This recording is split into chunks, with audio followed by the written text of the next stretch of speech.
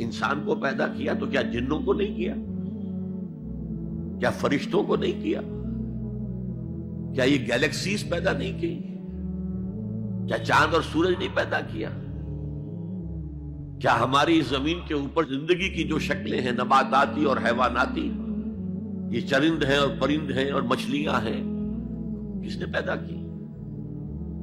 سب کچھ اس نے پیدا کیا، لیکن اس کی کریشن کا کلائمیکس انسان ہے۔ سب سے بڑی اس کی تخلیق انسان،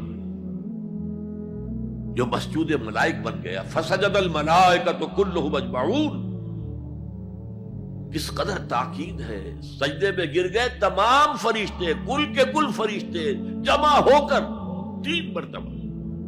کہیں شبہ رہ جائے جبرائیل نے نہیں کیا ہوگا سجدہ یا اسرافیل نہیں، کلھم اجمعون۔ یہ انسان شاہکار ہے اللہ کی تخلیق کا۔ فرمایا ہے خلقتہ بیدی، اے ابلیس تو اس آدم کو سجدہ نہیں کرنا چاہتا جسے میں نے اپنے دونوں ہاتھوں سے بنایا۔ کیا معنی اس کے؟ اللہ کے 2 ہاتھ کیا ہیں؟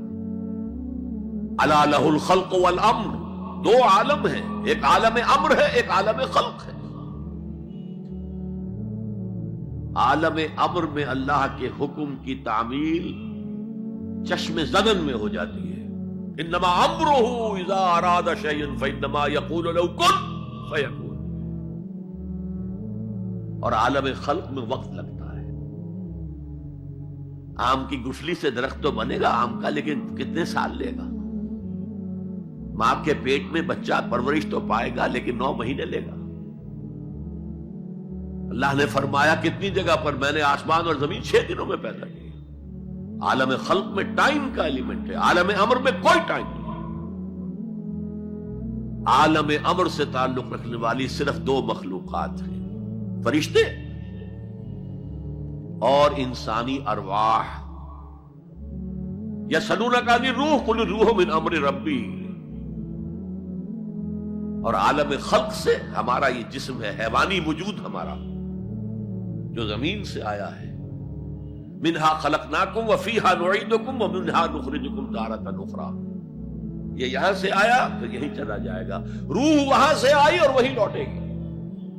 انا للہ وانا الیہ راجعون، یہ ہمارا جسم تو نہیں جائے گا۔ الرحمن علم القرآن خلق الانسان علمہ البیان۔ انسان کو جو صلاحیتیں دی اللہ نے، ان میں سب سے بڑی صلاحیت قوت بیان ہے۔ اس لیے انسان کو اہل منطق کہتے ہیں حیوان ناطق، بولنے والا حیوان۔ یہ اپنے آپ کو ایکسپریس کرنے کی صلاحیت ہے۔ یہ تمام صلاحیتوں میں چوٹی کی صلاحیت ہے۔ دیکھیے ہمیں آنکھیں دی ہیں، حیوانوں کی بینائی ہم سے کہیں زیادہ ہے۔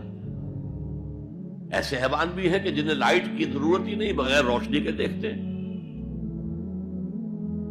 یہ باز اور شاہین بڑی بلندی سے زمین پر پڑی ہوئی سوئی کو دیکھتے ہیں۔ سماعت ہمیں دی تو بہت سے حیوانات کو ہم سے بہت زیادہ سماعت دی۔ آپ گھوڑے پر سوار جا رہے ہیں، آپ نے کوئی آواز نہیں سنی، گھوڑے نے سن لی ہے، اس کی کنوتیاں کھڑی ہو گئی، اینٹینا کھڑے ہو گئے۔ سوار کو معلوم ہوا کوئی خطرہ ہے، اس نے تو کچھ نہیں سنا تھا۔ پھر کتنے حیوان ہیں جو سونگنے کی قوت ان میں کتنی زیادہ ہے، ہر شے کو سونگ کر پتہ کرتے ہیں یہ ہمارے کھانے کی ہے کہ نہیں۔ اصل صلاحیت جو انسان کی صلاحیت ہے وہ قوت بیان ہے۔ آپ کو معلوم ہے بڑے بڑے وکیل ایک پیشی کے 5 لاکھ روپیہ لے رہے ہیں، کیوں؟ ان کے اندر بیان کی صلاحیت زیادہ ہے، تو مقدمے کو خوبصورتی سے پیش کر سکتے ہیں۔ ورنہ وہی قانون پڑھنے والے جو ہیں وہ کلا وہ جوتی پٹخار سے پھرتے ہیں، کوئی ان کو پوچھتا نہیں۔ اسی طرح آپ کو معلوم ہے دنیا میں بڑے بڑے جو ڈکٹیٹر بنے ہیں وہ قوت بیان کی بنیاد پر بنے۔ ہٹلر کی فائری سپیچز اس نے کہاں سے کہاں اسے پہنچا دیا۔ لیکن اب ان چیزوں کو جوڑیے. الرحمن علم القرآن، یہ ایک جملہ بنا ہے. رحمان نے قرآن سکھایا. خلق الانسان، انسان کو پیدا کیا. علمہ البیان، یہ 3 ویلیوز ہیں جو 4 آیتوں میں آئی ہیں. آپ نے میتھمیٹکس میں یا ارتھمیٹکس میں پڑھا ہوگا ریشو پروپورشن کا قاعدہ، نسبت و تناسب. 3 ویلیوز دے دی گئی، یہ چوتھی تلاش کرو. وہ چوتھی ویلیو کیا ہے؟ دیکھو، اگر تمہیں کوئی قوت بیان اللہ نے دی ہے، اسے قرآن کو بیان کرنے میں صرف کرو. جیسے ہم کہتے ہیں کہ توپ سے مکھی نہیں ماری جاتی. توپ جتنی بڑی شے ہے وہ مکھی مارنے کے لیے تو استعمال نہیں ہوتی. تمہیں اللہ نے قوت بیان دی ہے، اسے صرف پیسے کمانے کے لیے استعمال نہ کرو، اسے لیڈری چمکانے کے لیے استعمال نہ کرو. اس قوت بیان کو اس قرآن کے بیان کرنے میں استعمال کرو.